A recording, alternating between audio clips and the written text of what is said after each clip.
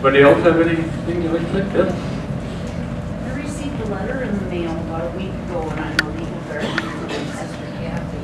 And as it turns out, it's from Family Care saying that she's going to be denied services and she's going to be put on Medicare. I guess I'm totally shocked at this whole situation, and I'd really like to have someone talk to me either after the meeting or whatever, or if anybody else has had the same situation. I don't understand why my sister was picked as somebody as not being appropriate on family care anymore.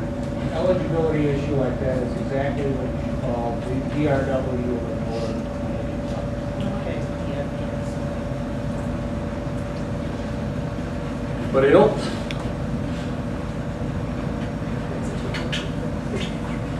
I guess I just wanted to make a comment to Rick, who spoke. One of the things that he's trying to understand is that I did receive a letter from Care Wisconsin, the executive director for Respectful Living, who manages services in the home that his daughter lives in. And I received a 25% cut from Care Wisconsin for his daughter's rate, who has severe self-injurious behaviors and intense needs. And we aren't able to sustain that cut. And Rick is worried about her ability to stay living in that home. So that is our concern right now. We're trying to negotiate with Care Wisconsin to see what we can do. Okay.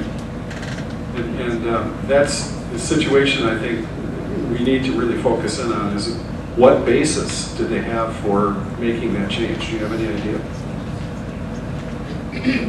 With the letter, I did get a kind of, it's not the functional screen. It's a separate, different kind of assessment. They call it a rate assessment tool. That rate assessment is more condensed than the functional screen.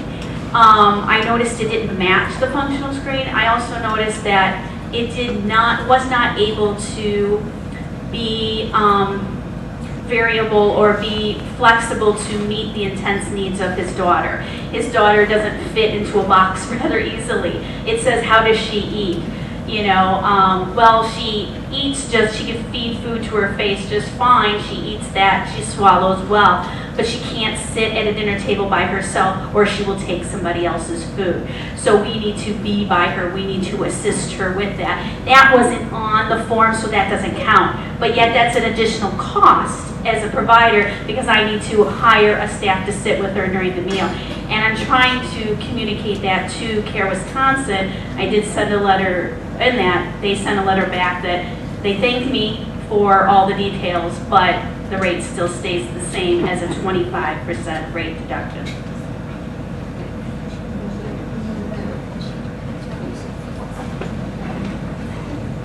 Okay, we've got a few more questions here.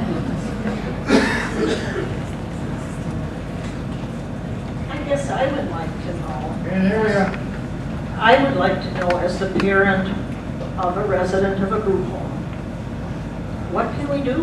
Who do we contact to fight the 25% cut and the way they're doing it by not taking into consideration the actual needs of the people that are being cared for?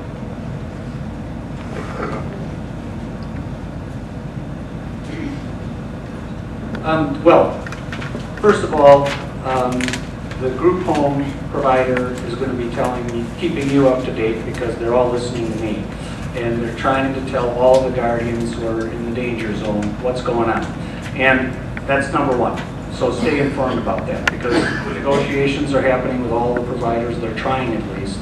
I know already that some of them are being told no. Okay, next. You want the care team to get together and talk about what went wrong with the evaluation process that came up with this big rate cut. And if it's because they missed some things that ought to be in the person's plan, well then put them in the plan. Now, I'll just tell you that I'm a little skeptical about that because an awful lot of people have done that. And I've seen situations where they've gone back and redone the whole assessment because there wasn't enough, because it didn't accurately describe the person. And then the rate cuts went from, say 20% to 19%. Well, and one of the things that's starting to happen is the managed care organizations have been running long enough that there are former employees. And that some of those former employees are telling the truth about things that happened when they worked there. And one of the things they're telling us is, yeah, we do all those assessments and everything, but we just get a number from the contract department and we're told, you know, go tell the people this is the new contract rate. And so if the contract people are doing it because they've got to change the numbers somehow to make things work out, it's kind of frustrating to all of us that we think it's based on that assessment tool. And I'll tell you one thing. I'm a social worker too. I've done this type of work forever. And one of the things that happens when you use a new assessment tool is you should find that some people need more services and you ought to raise their rate. I mean, isn't that scientifically true? That if it's measuring people in a new way, and that assessment tool has not resulted in rate increases for anybody. So we know it's weighted towards rate decreases.